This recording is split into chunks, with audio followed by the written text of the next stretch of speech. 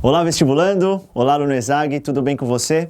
Estamos aqui para mais uma live, hoje sobre a FUVEST 2018, vestibular, primeira fase, que vai ocorrer no próximo domingo. Hoje estou aqui para falar com vocês um pouquinho sobre a prova de matemática. Eu vou bater a teoria dos principais temas que apareceram nas últimas provas. Fiz uma listagem aí com 7 temas, 7 grandes temas que aparecem em média aí com 73% das últimas questões em seus vestibulares. Os temas são os seguintes: geometria plana, que é o que mais aparece em prova, 17%. Exponenciais e logaritmos, junto com trigonometria, 13%. E outros temas aí por volta de 10%, probabilidade, geometria analítica e sistemas lineares. Tá legal?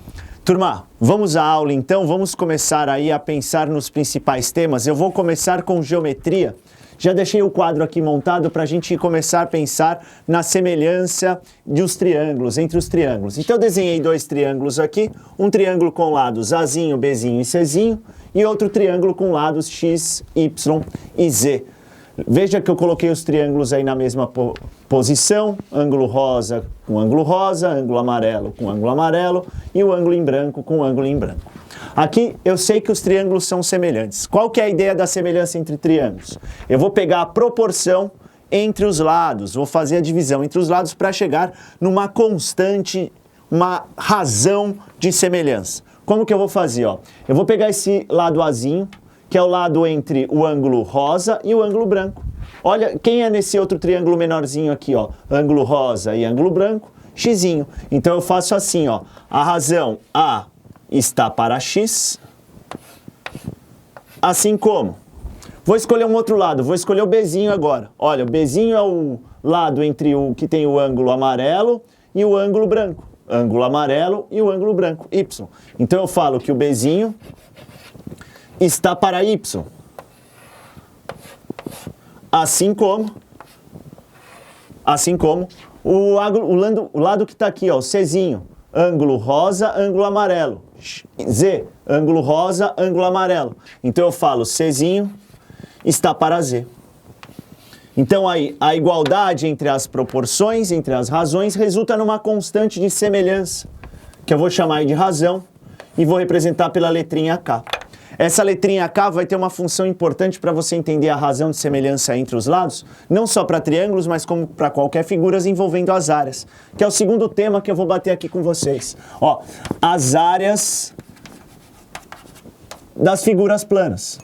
A primeira área importante que vale a pena a gente destacar é a área do triângulo. Nando, desde pequenininho lá no colégio eu escuto a tia falar assim pra mim, Benzinho, a área do triângulo é base vezes a altura dividido por 2. Isso. A área de qualquer triângulo pode ser calculada dessa forma. Base vezes a altura dividido por 2. Mas tem uma área que a FUVEST gosta de cobrar muito em seus vestibulares, não que você não consiga fazer de outra forma, mas que se você lembrar dessa expressão, você vai conseguir resolver a sua questão de uma forma muito mais rápida. É a área envolvendo o ângulo entre 2 lados. Então se eu pensar assim, uma outra forma de você achar a área do triângulo é meio da multiplicação de 2 lados, A e B, vezes o seno do ângulo entre esses mesmos 2 lados. Então aqui, meio de A vezes B, vezes o seno do ângulo envolvendo esses 2 lados. Meio de abseno, nós dizemos assim. Então vamos supor aqui, volta para esse triângulo aqui, vai nos ajudar. Se eu quiser calcular a área desse triângulo, eu posso falar que é meio de AB. Olha o ângulo aqui, o ângulo entre eles seria esse, o alfa. Então meio de abseno. Tudo bem? Agora, uma outra fórmula importante que você deve lembrar, que vai te ajudar muito na FUVEST, é a área do triângulo equilátero. A área do triângulo equilátero. A área do triângulo equilátero é assim, L ao quadrado, raiz de 3 sobre 4, lembra disso? A área do triângulo equilátero é L ao quadrado, raiz de 3 sobre 4.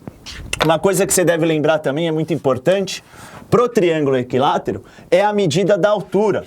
Se a área é L ao quadrado, raiz de 3 sobre 4, a altura, triângulo equilátero, aquele triângulo que tem todos os lados iguais, falei que o lado era L, vai ficar L vezes a raiz de 3 sobre 2. Então, a altura do triângulo equilátero é L raiz de 3 sobre 2.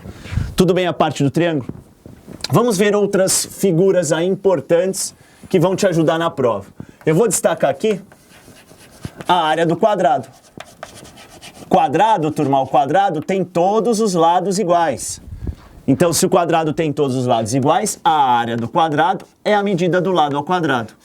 Então, quadrado, a área é lado ao quadrado. Agora, uma coisa importante que você deve lembrar do quadrado também é a diagonal. A medida da diagonal do quadrado vai ser sempre lado raiz de 2.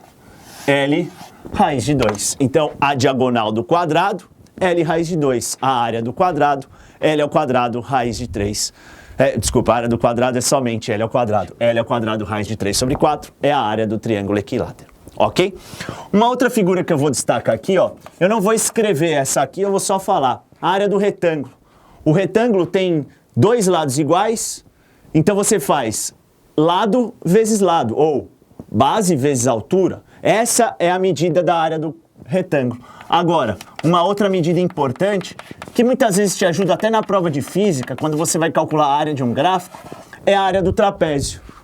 O trapézio, a área é calculada da seguinte forma: base menor mais base maior vezes a altura dividido por 2.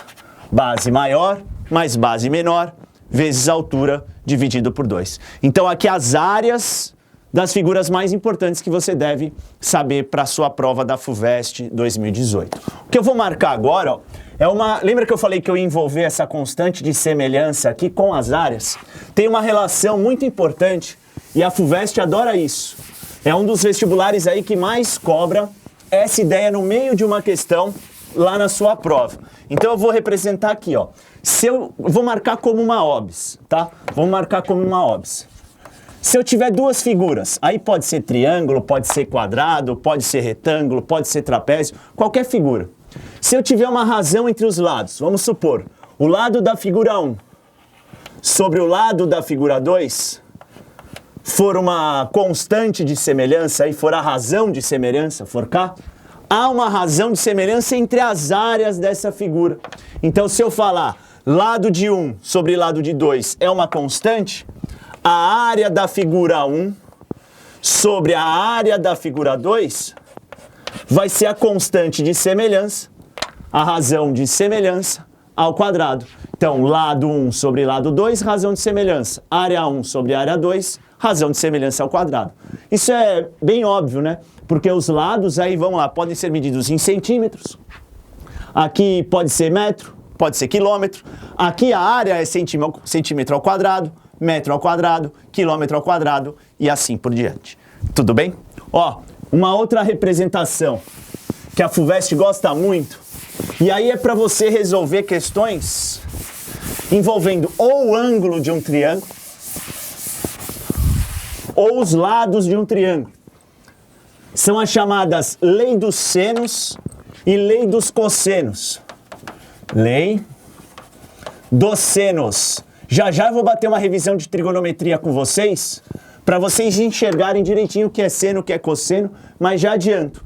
A lei dos senos, ela é definida da seguinte forma, o seu enunciado é o seguinte: você tem um triângulo qualquer inscrito numa circunferência de raio R. Como é que é, Nando? Um triângulo qualquer inscrito numa circunferência de raio R. Inscrito quer dizer que todos os seus vértices estão sobre a linha da circunferência. Tudo bem?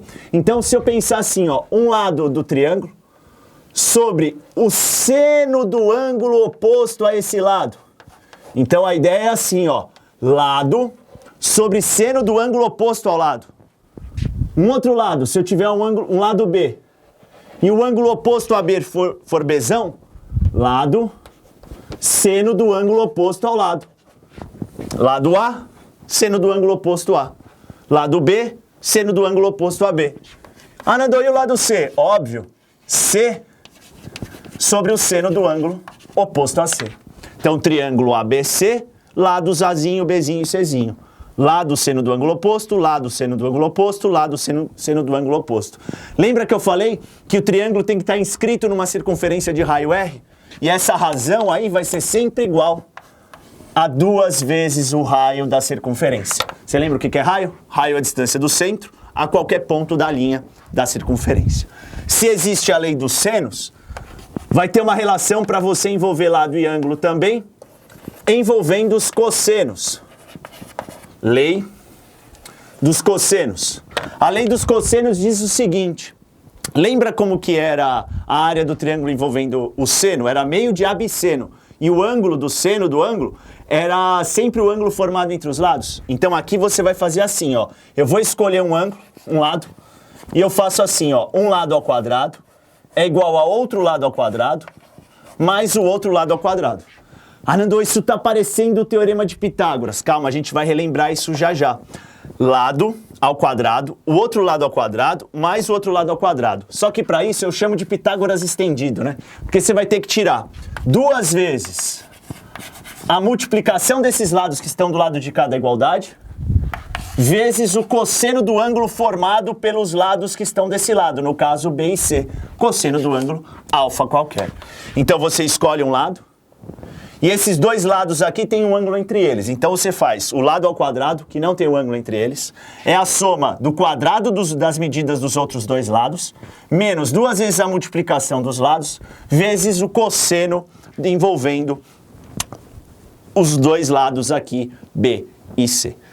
Tranquilo essa ideia? Lei dos senos e lei dos cossenos, uma coisa muito específica que a FUVEST gosta muito de cobrar. Eu queria marcar uma OBS aqui, porque eu comecei a falar das leis dos senos e lei dos cossenos, essas duas leis, elas entram na parte de geometria porque ainda mistura lado e ângulo, mais lado do que ângulo. Agora nós vamos começar a fazer uma revisão sobre trigonometria, mas antes eu queria bater com você uma ideia de um triângulo retângulo. Vou marcar uma OBS aqui, ó. Você lembra do triângulo retângulo? Ó, vou marcar aqui, vou desenhar um triângulo para você enxergar. Triângulo qualquer, retângulo. Triângulo retângulo é aquele triângulo que tem um ângulo reto ou um ângulo de 90 graus. Ângulo reto ou ângulo de 90 graus. Eu vou chamar aqui de Azinho, aqui de Bzinho e aqui de Czinho. O que eu sei aqui? O que eu sei? Eu sei que esse triângulo é retângulo, então o segmento oposto ao ângulo reto, no caso o Azinho, nós chamamos de hipotenusa. E os outros dois lados do triângulo, nós chamamos de catetos. Então aqui, ó, essa é a hipotenusa, essa é a medida de um dos catetos, essa é a medida de outro cateto. Qual que é o Teorema de Pitágoras? Lembra que eu falei que esse cara aqui parecia muito um Pitágoras estendido? Aqui o Pitágoras diz o seguinte: a medida da hipotenusa ao quadrado é igual à medida de um dos quadrados de uns catetos, somado com o quadrado da medida do outro cateto. Então, a medida da hipotenusa ao quadrado é igual à medida de um dos catetos ao quadrado, mais a medida do outro cateto ao quadrado. Esse aqui, ó, é o Teorema de Pitágoras. Isso vai te ajudar muito na prova, tanto em geometria quanto em trigonometria. Agora, o que nós sabemos? Se eu chamar esse ângulo de alfa e esse outro ângulo aqui de beta, se eu chamar um ângulo de alfa e chamar o outro ângulo de beta, o que nós sabemos?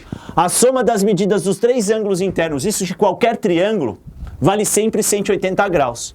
Só que como aqui já medimos 90 graus, eu sei que para alfa e para beta eu tenho que distribuir 90 graus. Ah, Nando, mas joga 45 para cada um. Não, não é assim. A soma dos ângulos, ou seja, alfa mais beta, tem que valer 90 graus. A soma das medidas dos ângulos internos do triângulo retângulo, tirando o ângulo reto, vai ter que ser igual a 90 graus. Então, alfa mais beta é 90 graus. Esses ângulos são chamados de ângulos complementares. Toda vez que a medida de dois ângulos, a soma da medida de dois ângulos for 90 graus, esses ângulos são chamados de ângulos complementares. E uma relação que vai ser muito importante, que você tem que enxergar, é na hora da trigonometria, envolvendo o seno de um ângulo, cosseno do outro, seno do outro, cosseno do um, mas isso nós vemos já já. Tá clara essa ideia então? Medida de lados, o teorema principal é o Teorema de Pitágoras. Eu vou colocar aqui o nosso amigo Pitch, ó. O Pitágoras. E medida envolvendo ângulos, a soma dos ângulos do triângulo retângulo tirando o ângulo reto vai ser sempre 90 graus, ou eles são complementares. Tranquilo isso? Beleza. Vamos bater agora algumas relações da trigonometria. Eu falei que as medidas dos lados do triângulo retângulo são chamadas de hipotenusa e catetos. Vamos relembrar aqui então, ó, a trigonometria em suas relações principais. Primeiro no triângulo retângulo. Como é que eu sei que é a trigonometria do triângulo retângulo? Veja, aqui nessa óbvio eu retratei ou relações envolvendo somente os lados, ou relações envolvendo somente os ângulos. Na trigonometria, assim como nós relembramos aqui na lei dos senos e lei dos cossenos, você vai trabalhar numa mesma relação, medida de lado, medida de ângulo. Por exemplo, isso vai te ajudar em física também lá na aula de plano inclinado. Então toma cuidado aí, ó. Seno do ângulo. O seno é a medida sempre do cateto oposto sobre a hipotenusa. Então, toda vez que eu pensar em seno, eu vou pensar na divisão do cateto que está em oposição ao ângulo, cateto oposto, sobre a medida da hipotenusa. O cosseno, olha o ângulo alfa aqui nessa óbvio. O cosseno eu vou olhar para o cateto que está junto. Cateto que está junto ao ângulo eu chamo de cateto adjacente. Então, ó, o cosseno do ângulo alfa é o cateto adjacente a alfa sobre a hipotenusa. Então, seno, cateto oposto sobre a hipotenusa. Cosseno, cateto adjacente sobre a hipotenusa. Tem uma outra relação que envolve os catetos. Olha o ângulo alfa aqui. A tangente a gente vai chamar de cateto oposto sobre cateto adjacente. Cateto oposto sobre o cateto adjacente. Então, tangente, cateto oposto ao ângulo alfa sobre o cateto adjacente ao ângulo alfa. A tangente também pode ser a divisão entre duas relações. Posso escrever tangente como seno sobre cosseno. Mas isso aqui, ó, eu escrevo já para você nas outras relações. O que eu quero que você entenda é o seguinte: se dois ângulos forem complementares, lembra que eu escrevi ali na óbvio? Se a soma de dois ângulos for 90 graus, então existe uma relação muito importante para você enxergar. Como esses dois caras aqui, ó, alfa e beta. A soma deles é 90 graus, são complementares. Então, se dois ângulos são complementares, você pode escrever sempre isso. O seno de um dos ângulos é igual ao cosseno do outro. E você pode escrever também que o seno do outro, no caso o seno de beta, é igual ao cosseno de um, que é igual ao cosseno de alfa. Então, sempre que dois ângulos forem complementares, ou seja, a soma deles for 90 graus, seno de um, cosseno de outro, cosseno de um. Pensa naqueles valores notáveis, seno de 30 e seno de 60. O seno de 30 é igual ao cosseno de 60. O seno de 60 é igual ao cosseno de 30. Tudo bem? Tranquilo? Quais são as relações mais importantes que você tem que saber para a FUVEST, pensando na trigonometria? A relação mais importante, isso ó, eu dei uma olhada nas últimas questões, em todas elas de trigonometria você precisava da relação fundamental. A relação fundamental da trigonometria, vou marcar aqui, ó, relações importantes que você deve saber. Relações importantes. A relação mais importante, como eu já disse, é a relação fundamental. Seno ao quadrado de um ângulo, mais o cosseno ao quadrado desse mesmo ângulo, essa soma deve ser sempre igual a 1. Relação fundamental da trigonometria. O seno ao quadrado de um ângulo mais o cosseno ao quadrado desse mesmo ângulo deve ser sempre igual a 1. Algumas substituições são necessárias na hora da prova.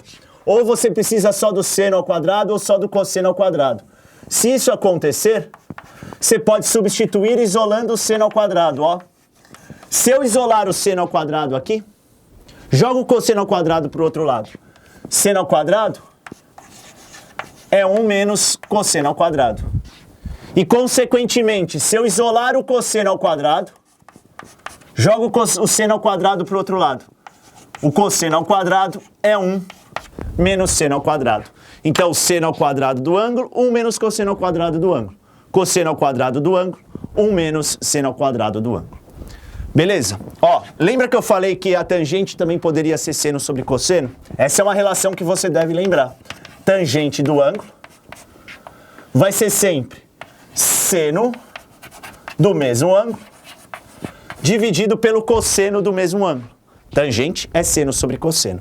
Agora, existem algumas outras relações que eu quero que você lembre na hora da prova. Cotangente, cossecante e secante. Essas relações são as relações chamadas de inversas aí, de seno, cosseno e tangente. Cotangente está de graça, é o inverso da tangente. Então, cotangente é 1 sobre tangente. Ou então, posso escrever como sendo cosseno sobre seno. Então, a cotangente, 1 sobre tangente, ou cosseno sobre seno. Agora, não se esqueça, ó, cossecante e secante. Uma é o inverso do seno, a outra é o inverso do cosseno. Pensa assim, ó, nunca vai haver a repetição das letrinhas iniciais. Então, cossecante é o inverso do seno. Cossecante é o inverso do seno. E secante é o inverso do cosseno. Então, cossecante, 1 sobre seno. Secante, 1 sobre cosseno. Essas são as relações aí importantes que você deve lembrar.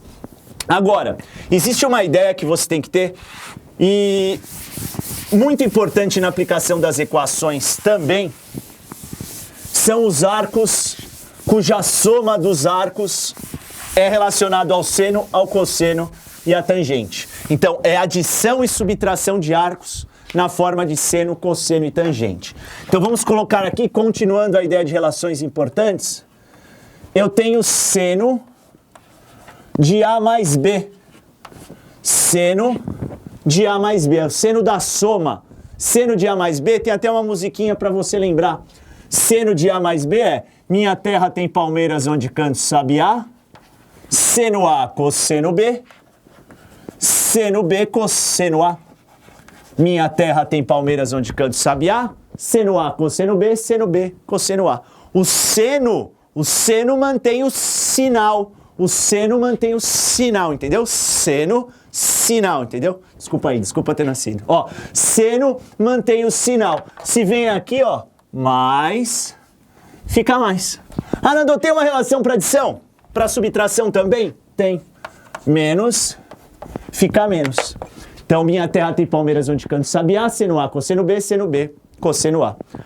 E pro cosseno, Nando, tem alguma coisa? Tem. Pro cosseno de A mais B e pro cosseno de A menos B também. Então, nós vamos escrever assim, ó. Vamos fazer primeiro pro mais? Cosseno de A mais B.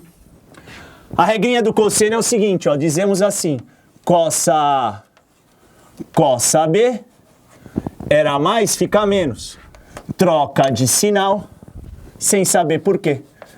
Cossa B, troca de sinal, sem saber. Então fica aí, ó. Cossa A, cossa B, troca de sinal, sem saber. Então fica cosseno A, cosseno B, menos seno A, seno B. Se for menos, não troca de sinal sem saber? Se for menos, fica o quê? Fica mais. Na boa? Seno e cosseno na adição e subtração dos arcos. Agora, ó, eu vou pensar também na relação da tangente. Tangente de A mais B. Tangente da soma nós fazemos assim, ó. Tangente de A, tangente de B, tangente de A, tangente de B. Como é que é, Nando? Tem gente que ama, tem gente que beija, tem gente que ama, tem gente que beija. Então a gente escreve assim, ó. Tangente é mais aqui, vem mais aqui, menos aqui. Se for menos aqui, mais aqui. Tudo bem, seno e cosseno e tangente de A mais ou menos B? Agora, para isso nós temos também os arcos duplos. Os arcos duplos, esses são importantes, hein? Eles são oriundos dessas expressões aqui. Vamos escrever primeiro o seno do arco duplo. Seno de 2A. O que é o seno de 2A? Você concorda comigo que 2A é a mesma coisa que A mais A? A mais A. Então como é que fica o A mais A? Seno A cosseno A, mais seno A cosseno A. Ele mais ele é 2 vezes ele. Então o seno de 2A vai chegar a 2 seno A cosseno A. 2 seno A cosseno A. E o cosseno, Nando? E o cosseno? Faça o mesmo raciocínio. Quero ver se você pegou a ideia. Cosseno de A mais A. Cosseno de A mais A. Como é que fica? Cossa A, cossa A. Seno A, seno A. Cosseno A vezes cosseno A. Cosseno ao quadrado de A. Troca o sinal no cosseno, era mais, fica o quê? Menos seno ao quadrado de A. Então, cosseno ao quadrado, menos seno ao quadrado. E por fim, a tangente do arco duplo. Tangente de 2A. Como é que vai ficar a tangente de 2A aqui, turma? Escreva para mim a tangente de 2A, por favor. É A mais A, então vai ficar tangente A mais tangente A. Tangente A mais tangente A, 2 tangente A. 1 menos tangente A vezes tangente A. Tangente A vezes tangente A, tangente ao quadrado de A. 1 menos tangente ao quadrado de A. Tudo bem, turma? Tá claro para todo mundo essa ideia das principais relações que você deve lembrar para a FUVEST em trigonometria? Beleza. Vamos para uma segunda ideia de temas que envolve as exponenciais e os logaritmos para a prova da FUVEST. Eu quero que você preste muita atenção para relacionar um com o outro. A exponencial da logarítmica. Para quem assistiu o último aulão aí da Unicamp, eu falei que esse cara era importante para a Unicamp. Era. E é importante para a FUVEST? É também. Muito importante para a FUVEST. É o segundo tema que mais cai, é o segundo bloquinho de temas que mais cai. As exponenciais e os logaritmos. Então eu vou retratar com vocês aqui primeiro, ó, as equações exponenciais. Equações exponenciais. O que você deve saber de uma equação exponencial? Primeiro, o que é uma equação exponencial? Equação exponencial é toda aquela relação que tem uma igualdade, uma variável, e essa variável tem que aparecer no expoente.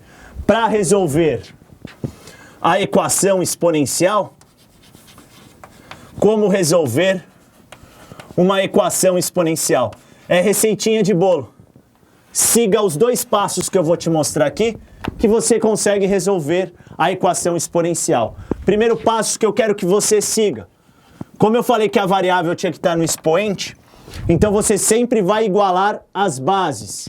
Então vamos igualar as bases. O primeiro passo é jogar todo mundo para a mesma base. O segundo passo vai ser igualar os expoentes. Igualando as bases, você vai lá e iguala os expoentes. É aquela ideia, se as bases são iguais, os expoentes também serão iguais. Então, bases iguais, expoentes iguais. Nando, me dá um exemplo, tá aqui, ó. Exemplo. Se eu escrever assim, ó, 3 elevado a x é igual a 27. O 27 é a mesma coisa que 3 vezes 3 vezes 3. 3 vezes 3, 9. 3 vezes 9, 27. Então eu posso jogar todo mundo para a mesma base. 3 elevado a x é igual a 3 ao cubo. Bases iguais, expoentes iguais. Então daqui eu tiro que o x vale 3. Veja, base igual, expoente igual. Se for uma equação, deixe a sua resposta na forma de conjunto solução ou conjunto verdade. Vamos agora então pensar nos logaritmos. Visto essa ideia de equações exponenciais, que você tem que igualar as bases e depois igualar os expoentes, eu vou passar para você a ideia dos logaritmos. Porque ao longo da história da matemática, um erro comum que nós vimos é: ah, Nando, bases iguais, exponencial é só igualar as bases? Não, vou escrever aqui no rascunho, vê se pode, ó. Será que você enxerga? Se eu tivesse um cara como esse, 3 elevado a x igual a 12. Dá para jogar todo mundo para a mesma base aqui? Não, o 12 ele é 3 vezes 4 na faturação. Então, 3 elevado a x igual a 12, como é que eu ia resolver esse cara ao longo da história da matemática? Foi para essa ideia, dentre outras, que nós implementamos a definição de logaritmos. Então, olha só, você tem que ter uma ideia clara na tua cabeça para definir o log. Logaritmo é expoente. Logaritmo é expoente. Ah, Nando, como assim? Expoente de quem? A ideia é só, você vai ter sempre dois números. Eu vou escrever log, um número um pouquinho mais em cima, um número um pouquinho mais embaixo. Eu leio assim, ó, log de A na base B. Log de A na base B. A é o chamado logaritmando e B é a base. Eu vou dar um nome para esse log, sei lá, não sei quem é, chamo de x. Então, log de A na base B é igual a x. A definição diz o seguinte, o A é o logaritmando, o B é a base. A definição diz o seguinte, pegue sempre a base, eleve ao expoente, que é o cara que está depois da igualdade, igual ao logaritmando. O valor, o resultado do log x é o expoente, lembra que eu falei que log era expoente? É o expoente que eu jogo na base para tornar esse número igual ao logaritmando. Então, daqui, ó, nós podemos concluir que b elevado a x é igual a A. Então, log de A na base B é igual a x, b elevado a x é igual a base elevado ao expoente, é igual ao logaritmando. Se vale a ida, tem que valer a volta, ou seja, se eu estou no log, eu posso ir para uma exponencial, se eu estou numa exponencial, eu posso voltar para o log.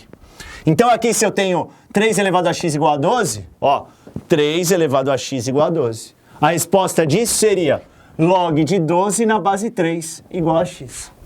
Tá legal? Ah, Nando, mas isso vale sempre? Não. Existe uma condição de existência para isso.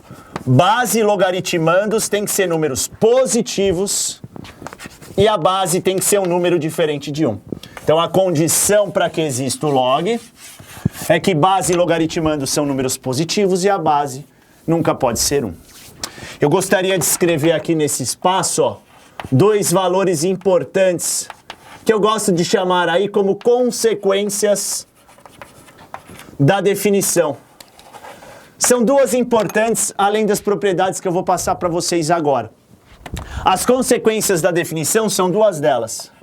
Se eu tiver isso aqui, ó, log de 1 em qualquer base, tudo que eu falar faz referência a essa condição de existência, tá? Base logaritmando positivos e base diferente de 1. Quando eu tiver log de 1 em qualquer base, log de 1 na base 2, log de 1 na base 7, log de 1 na base 15, a resposta desse log vai ser sempre 0. Por quê? 0 é o expoente de qualquer base para ela ficar igual a 1. Tá justificado? Ó, b elevado a 0 vale 1. Fácil.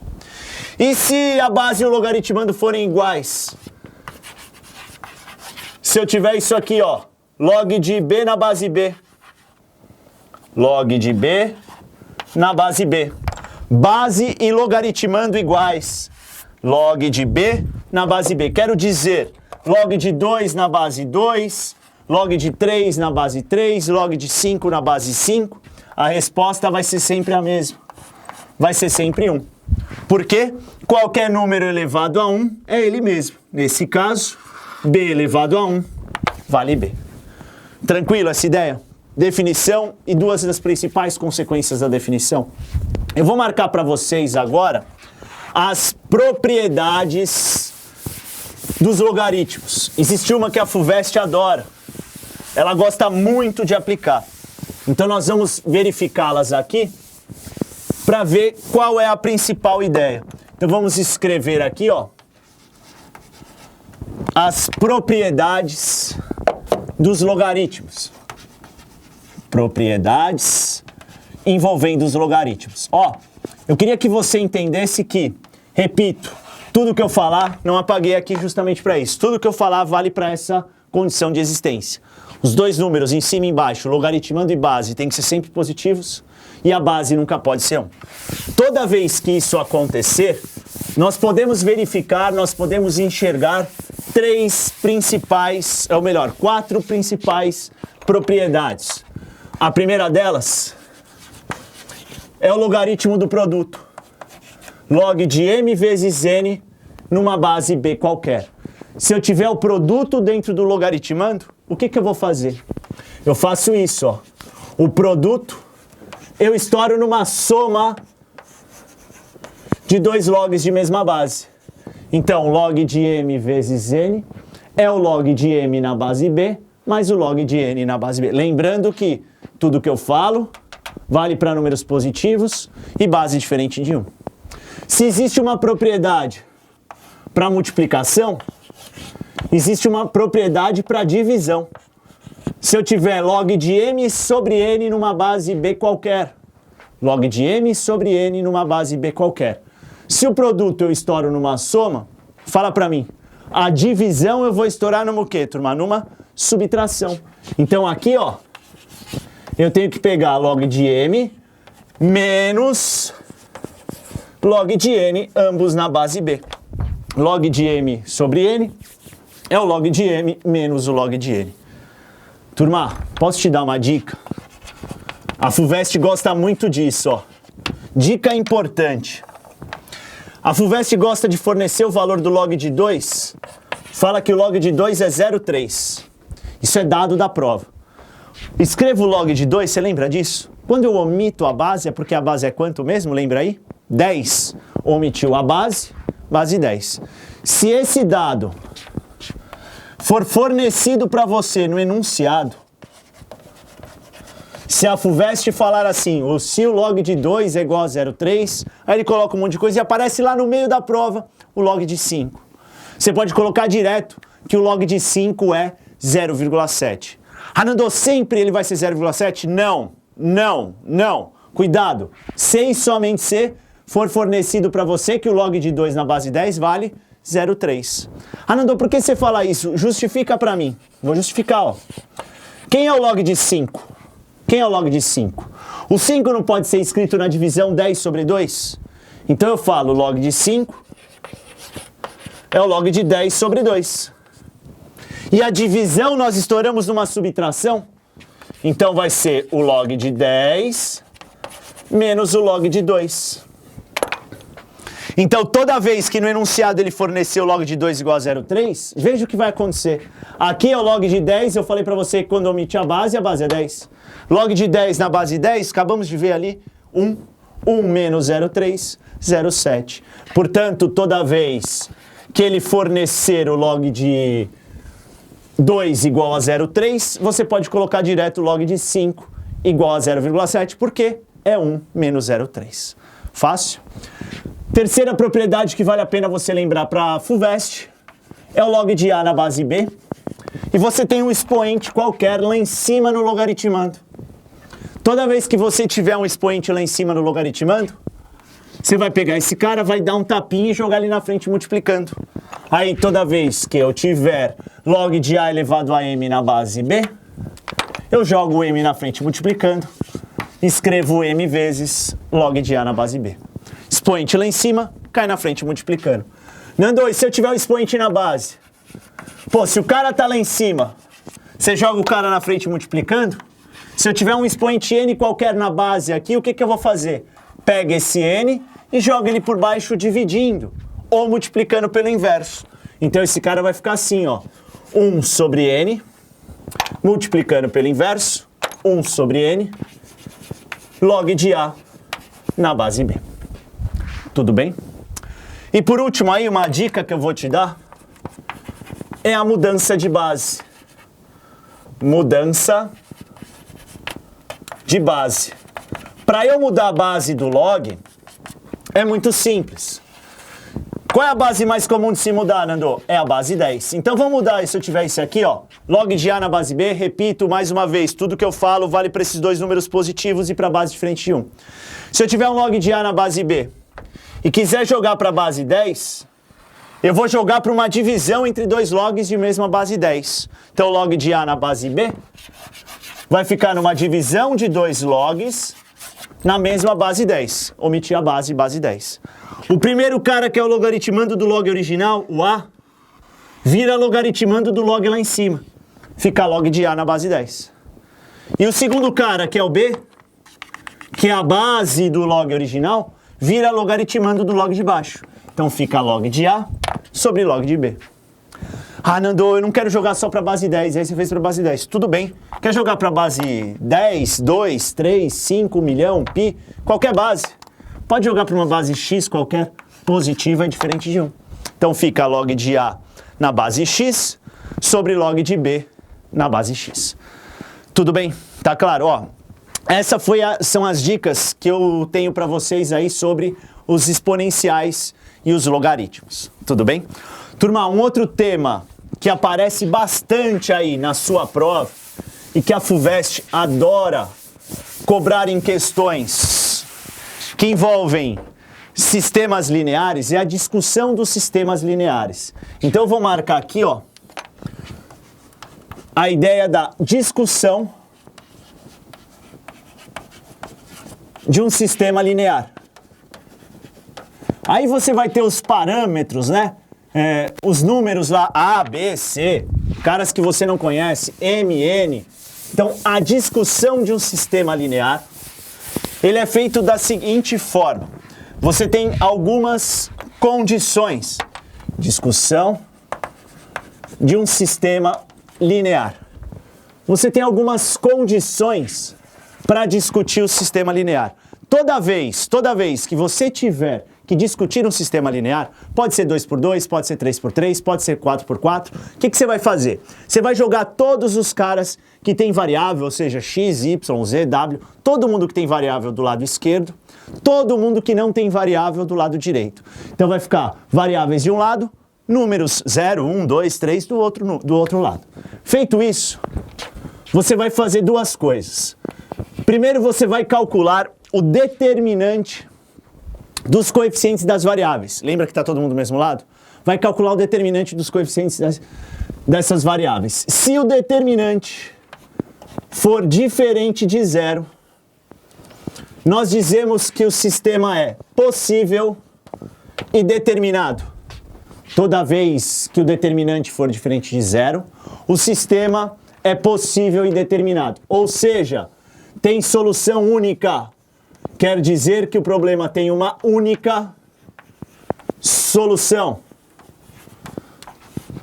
Det diferente de 0, SPD. Lembrando que para calcular esse determinante, todo mundo que tem variável de um lado, todo mundo que não tem variável do outro. Ah, Nando, então quer dizer que se o determinante for igual a 0, o que acontece? Quando o determinante for igual a 0, você pode ter duas situações. Ou o sistema continua possível, mas fica indeterminado, ou o sistema é impossível. Então, determinante igual a 0, sistema possível e indeterminado, ou sistema impossível. Sistema possível e indeterminado, nós dizemos que ele tem várias, mais de uma, algumas, todas, infinitas soluções. Infinitas soluções. Se o sistema é dito impossível, é porque não há solução real. Ah, Nando, mas quando eu percebo, eu distingo um do outro, fácil. Na hora que você montar o seu sisteminha e for escalonando, o sistema possível e indeterminado, ele vai cair numa situação como essa. Supondo um sistema 2×2, tá? De x e y. 0x mais 0y igual a 0. Se o sistema for impossível, ele vai cair nessa situação, ó. 0x mais 0y igual a um número diferente de 0, por exemplo, 3. Eu gosto do número 3. Então, 0x mais 0y igual a um número diferente de 0. Exemplo 3. 0x mais 0y, um número igual a 0. Tudo bem essa ideia para a discussão do sistema linear? Fácil. Agora, o penúltimo grande tema aí para a prova da FUVEST é a probabilidade.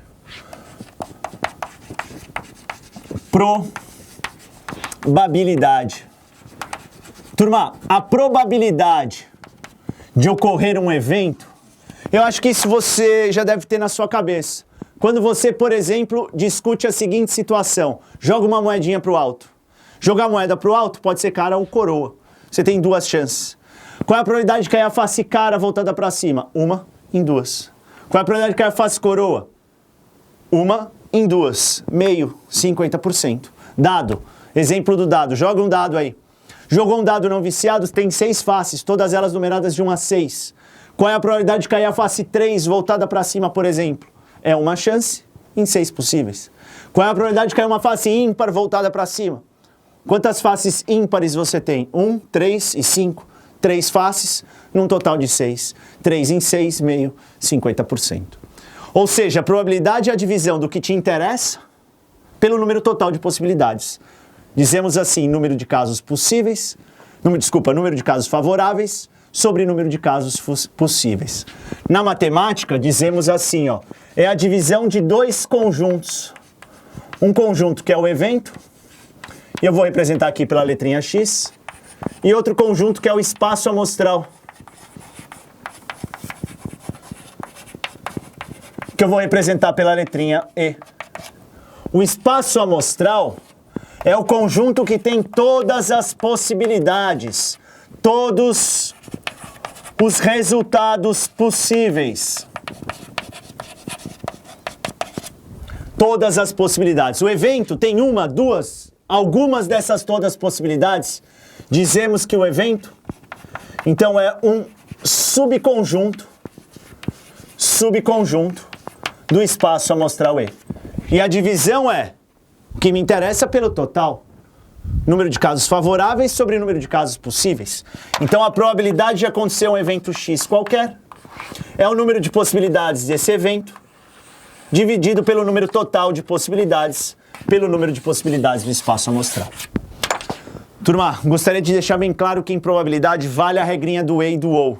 Quando você fala E, você multiplica as possibilidades. Quando você fala OU, você soma as possibilidades. Só toma cuidado num tipo de questão que a FUVEST gosta muito, que quando ele fala assim, acontece uma coisa ou a outra, e você vai lá e apenas soma, você pode errar a questão, porque existe uma ideia para adição de probabilidades que vem lá dos conjuntos. Então eu vou marcar aqui, ó, uma ideia importante que você tem que ter para adição de probabilidades. Vamos supor que eu tenho um conjunto A com um número de elementos de A e eu tenho um conjunto B, número de elementos de B. Esses dois conjuntos inseridos aí dentro de um espaço amostral E qualquer. Você percebe que se eu somar os dois, tem alguns caras que estão aqui no meio, ou seja, a intersecção A inter B, que vai ser contada duas vezes. Como que era lá em conjuntos? Se eu pensar no número de possibilidades de A ou B, é a adição, A mais B, eu faço número de possibilidades de A mais número de possibilidades de B menos a intersecção, número de possibilidades de A inter B. Para eu transformar isso em probabilidade, eu vou dividir todo mundo pelo número de possibilidades do espaço amostral. Então se eu chegar aqui, ó, e dividir pelo número total de possibilidades, ou o número de possibilidades do espaço amostral, o que vai acontecer, hein, turma? O que vai acontecer? Divide esse cara também, que é o número total de possibilidades. Divide esse cara também. E divide esse cara também. Ou seja, eu acabei transformando todo mundo em probabilidade. Ó, número de possibilidades de A mais B menos a intersecção. Aqui, ó, quando eu faço A mais B menos a intersecção, dividindo todo mundo pelo espaço amostral, eu acabei transformando a probabilidade. Probabilidade da união. Probabilidade do OU. Probabilidade de A ou B é a probabilidade de acontecer o evento A mais a probabilidade de acontecer o evento B menos a probabilidade de acontecer a intersecção de A e B. Tá claro essa ideia de probabilidade para todo mundo? Se esse cara for zero, se não houver intersecção, aí sim você apenas soma as possibilidades. Tudo bem? Para encerrar, turma, o último grande tema aí que nós temos para a prova é a geometria analítica. Nós vamos trabalhar a geometria analítica. Eu vou falar de ponto, de reta e circunferência. E vou relacionar ponto, reta e circunferência. Vou relacionar na mesma forma.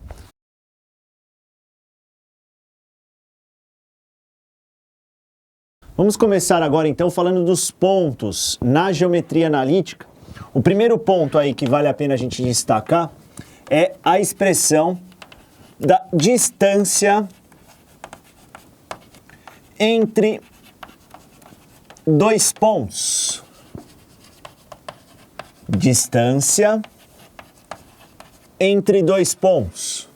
Como é que fica a representação? Da seguinte maneira. Dados dois pontos A de coordenadas xa, ya e B de coordenadas xb e yb, eu tenho uma expressão para calcular o tamanho da distância entre os pontos. Então nós vamos representar assim, ó, a distância do ponto A ao ponto B é a raiz quadrada da variação do x ao quadrado, xb menos xa ao quadrado, mais a variação do y ao quadrado, yb menos y ao quadrado. Então a distância entre dois pontos é caracterizada por essa expressão. Raiz quadrada, ΔX ao quadrado, mais ΔY ao quadrado.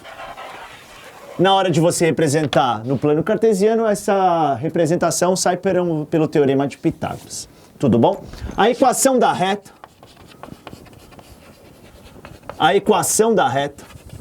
Há várias formas de se representar a equação da reta. A que eu mais gosto é a representação quando você tem um ponto qualquer, um ponto de coordenadas x0 e y0, e esse carinha aqui, ó, o M. O M eu vou chamar de coeficiente angular. Coeficiente angular. Já já a gente vê o que é o coeficiente angular. Mas se você tiver os dois, você monta a equação da reta pelo ioiô, michôchô. Você lembra aí do ioiô, michôchô? O que é o ioiô, michôchô? X e Y são os caras da equação da reta. x0 e y0, as coordenadas do ponto P. y0, y do ponto. x0, x do ponto. E o M é o coeficiente angular. Então, toda vez que você tiver um ponto e um coeficiente angular, você monta a sua equação da reta pelo ioiô, michôchô. Nando, dentro da geometria analítica, o que é esse coeficiente angular que você acabou de falar? Coeficiente angular. Ó, o coeficiente angular de uma reta, ele pode ser representado pela tangente do ângulo formado pela reta e o eixo x. A reta vai cruzar o eixo x e o coeficiente angular mede a taxa de variação desse ângulo. Nós vamos representar a taxa de variação pela tangente. Então, o coeficiente angular, que eu falei para você que vamos representar pela letrinha M, coeficiente angular pela letrinha M, pode ser a tangente do ângulo, tangente alfa, sendo alfa o ângulo formado pela reta e o eixo x. Mas também, quando dado dois pontos, se eu pegar no ioiô michôchô, se eu isolar o M, eu posso pegar esse ΔX e jogar aqui para baixo? Vai ficar ΔY sobre ΔX. Então, se eu tiver dois pontos, como eu tinha aqui, A e B, eu posso escrever que o coeficiente angular é ΔY sobre ΔX. Ou, se os pontos A e B forem dados, YB menos YA sobre XB menos XA. Então, turma, ó, quando você tem dois pontos, você faz o coeficiente angular como sendo ΔY sobre o ΔX. Tudo bem? Uma ideia muito importante do coeficiente angular, eu vou marcar uma OBS aqui, ó, uma OBS. OBS 1, primeira OBS. Como o coeficiente angular mede a taxa de variação do ângulo formado pela retinha e o eixo x, imagine se duas retas forem paralelas. Duas retas paralelas não se cruzam, ou seja, tem a mesma inclinação, tem o mesmo coeficiente angular. Então, se duas retas são paralelas, o coeficiente angular de uma, vamos supor uma reta R, paralela a uma reta S. O coeficiente angular de uma é igual ao coeficiente angular da outra. Retas paralelas, mesmo coeficiente angular. Nando, se as retas forem perpendiculares, retas perpendiculares, coeficientes angulares distintos. Mas tem uma relação entre eles? Tem. Então, retas perpendiculares, podemos dizer de duas formas. Podemos dizer que o produto dos coeficientes é menos 1, ou, o que eu acho que fica mais fácil para você lembrar na hora da prova, o coeficiente angular de um é o oposto do inverso do coeficiente angular de outro. O coeficiente angular de um é o oposto do inverso do coeficiente angular da outra. Então, menos 1 sobre o coeficiente angular da outra. Tudo bem? Tranquilo? Agora, uma dica importante para a FUVEST também, para encerrar essa parte de geometria analítica, lembra que eu falei que eu ia falar de ponto, reta, falta circunferência. E eu vou relacionar o ponto à reta e a circunferência numa relação. Então, ó, primeira coisa que nós vamos lembrar aqui é a chamada equação reduzida da circunferência. Equação reduzida da circunferência. O que é a ideia da circunferência? Circunferência é um conjunto de pontos de pares ordenados x, y, quaisquer, que equidistam. Posso usar essa palavrinha? Equidistar é ter a mesma o quê? Distância. Equidistam de um ponto. Essa mesma distância nós chamamos de raio da circunferência. E o ponto aí que gera a equidistância dos pontos a esse ponto é o chamado centro da circunferência. Então vamos marcar aqui, ó, a chamada equação reduzida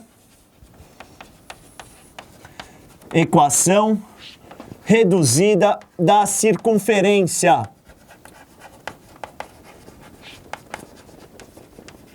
Equação reduzida da circunferência. Então vamos supor, temos um conjunto de pontos de pares ordenados x, y, quaisquer, que equidistam de um mesmo ponto. Um centro C de coordenadas Azinho e Bzinho quaisquer.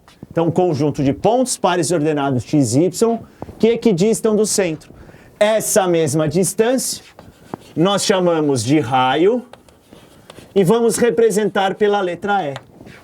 A equação da circunferência diz o seguinte: faça o ΔY do conjunto de pares ordenados e o centro da circunferência. Faça o ΔX do conjunto de pares ordenados e do centro da circunferência. Então vai ficar assim, ó, x de qualquer ponto menos o A da abscissa do centro ao quadrado mais ΔY, y do conjunto de pares que equidistam do centro menos a ordenada do centro ao quadrado.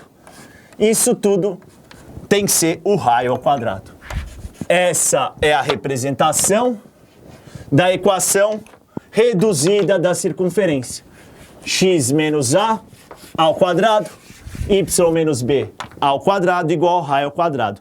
Na verdade, isso aqui sai também aí de um teorema de Pitágoras. Essa ideia é muito, muito importante. Sabe o que é mais importante para você lembrar de circunferência? Vou marcar aqui como uma OBS para a gente encerrar. OBS. A FUVEST adora esse tipo de questão. Coloca a reta tangente à circunferência. Qual que é a ideia da reta tangente à circunferência? Reta tangente é aquela reta que tangencia a circunferência. Toca em apenas um ponto. A distância da reta a esse ponto vai dar sempre o raio. Então, ó, eu quero mostrar para você a distância de ponto a reta. Distância de ponto a reta.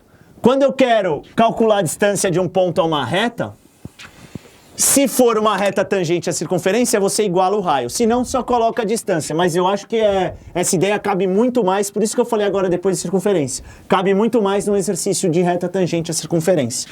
Então vamos supor que eu tenho um ponto P. Um ponto P de coordenadas x0 e y0 quaisquer. E uma equação de reta R. Colocando na forma geral ax mais BY mais C, ou seja, trazendo todo mundo para o mesmo lado da igualdade. A distância do ponto P, a reta. A distância do ponto P, a reta vai ser... Você vai pegar o quê? Vai pegar a igualdade...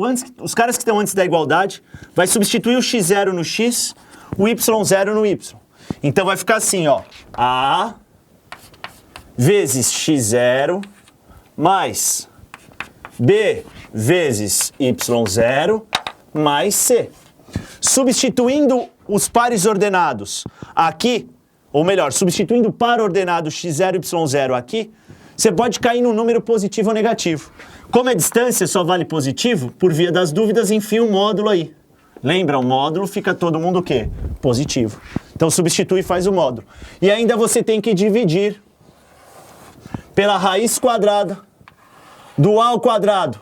Quem é o a mesmo? O a é o coeficiente de x, a ao quadrado mais b ao quadrado. Essa é a representação da distância de ponto à reta. Lembrando mais uma vez, se essa reta for a reta tangente à circunferência, a distância do centro à reta tangente é o raio. Você chega aqui e iguala esse cara ao raio. Ok? Bom, ficamos por aqui com essas dicas, esse aulão para a FUVEST 2018, que acontecerá no próximo domingo. Boa prova, vocês estão preparados? Até a próxima live, um beijo, tchau!